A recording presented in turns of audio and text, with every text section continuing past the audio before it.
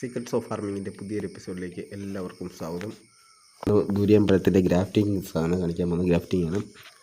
ഇത് പഴങ്ങളുടെ രാജാവാണ് കേട്ടോ, ഈ ദൂരിയൻ പഴം. ഇതിന് വല്ലാത്തൊരു രൂക്ഷഗന്ധമുണ്ട് കേട്ടോ.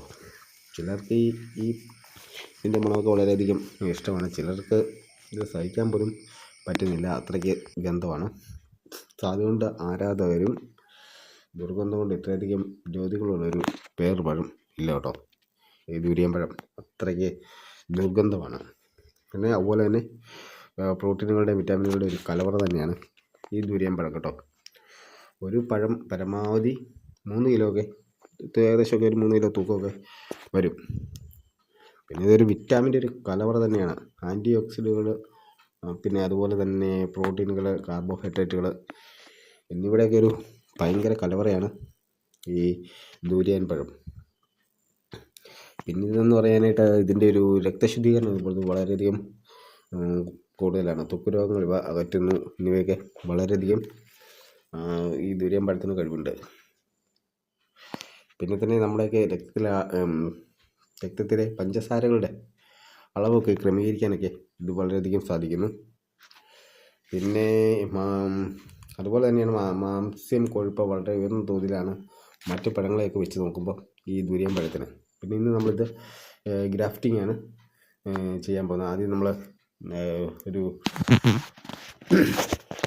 വടിയാണുള്ളൊരു കമ്പ്, നമ്മൾ ചില ഇലകളെല്ലാം നല്ലപോലെ കട്ട് ചെയ്ത് കുറിപ്പിച്ചെടുത്തതിന് ശേഷം നമ്മൾ കിളിപ്പിച്ചെടുത്ത ദൂരിയൻ്റെ മണ്ട വെട്ടി അതിലേക്ക് ഈ നല്ല നേർപ്പിച്ചെടുക്കുക. അതിലേക്ക് ഇത് നമ്മൾ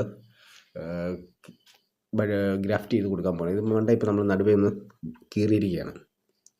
അതിനുശേഷം നമ്മൾ കറ്റാർ വാഴ എടുക്കുക. കറ്റാർ വാഴയുടെ ജെല്ല് നമ്മൾ ഈ കുറിപ്പിച്ച് വെച്ചേക്കുന്നത് നമ്മൾ ഈ ബഡിങ്ങിന് ഗ്രാഫ്റ്റിങ്ങിന് എടുത്തിരിക്കുന്ന അതിൻ്റെ അറ്റത്തേക്ക് ചെറുതായിട്ട് തൂത്ത് കൊടുക്കുക.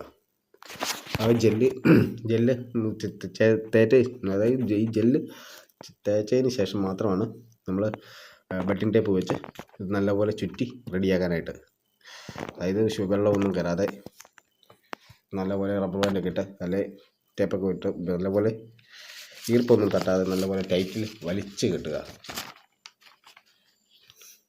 നമ്മൾ നല്ലപോലെ വലിച്ച് കെട്ടിയതിന് ശേഷം അതിലേക്കൊരു കൂടൂടെ ഇട്ട് കൊടുക്കുന്നത് വളരെ നല്ലതാണ്. പുറത്തു നിന്നുള്ള ഈർപ്പമൊക്കെ ഒന്ന് കയറാതിരിക്കാനായിട്ട്. കൂട്ടി വെച്ച് വെള്ളം നിറച്ചതിന് ശേഷം വേണം കമത്തി കളഞ്ഞതിന് ശേഷം അത് നല്ലപോലെ വലിച്ച് കെട്ടുക. ഇപ്പം നല്ലപോലെ നമ്മളത് ഗ്രാഫ്റ്റ് ചെയ്തിരിക്കുകയാണ്. നല്ലപോലെ നമ്മൾ ഈ കൊടിയൊക്കെ ബഡ് ചെയ്യുന്ന അതേ സെയിം രീതിയിൽ തന്നെ ദൂരിയൻ നമുക്ക് ഗ്രാഫ്റ്റ് ചെയ്ത് എടുക്കാവുന്നതാണ്. ഇതൊരു 45 ദിവസത്തിനുള്ളിൽ നമുക്ക് സെറ്റാകും. അതിൻ്റെ വീഡിയോ ഉടൻ തന്നെ വരുന്നതായിരിക്കും. ഇത് നല്ലപോലെ നമ്മൾ ടൈറ്റ് ചെയ്ത് കിട്ടിയിരിക്കുകയാണ് അല്ലേ. നമ്മളിത് ടൈറ്റ് ചെയ്തു. ഇനി ഇതിൻ്റെ മണ്ടയിൽ കൂടെ ഒരു കവർ കൂടെ സെറ്റ് ചെയ്തിട്ടിരിക്കണം. അത് വെച്ച് നമ്മൾ വെള്ളം നിറച്ചിട്ട് ഇടുന്നതാണ് ഏറ്റവും നല്ലത്. എന്നിട്ട് അത് കമത്തി കളയാം വെള്ളം.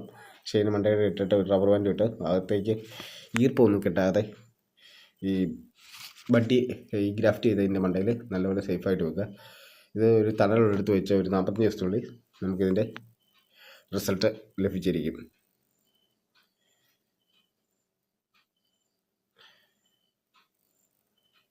പഴങ്ങളുടെ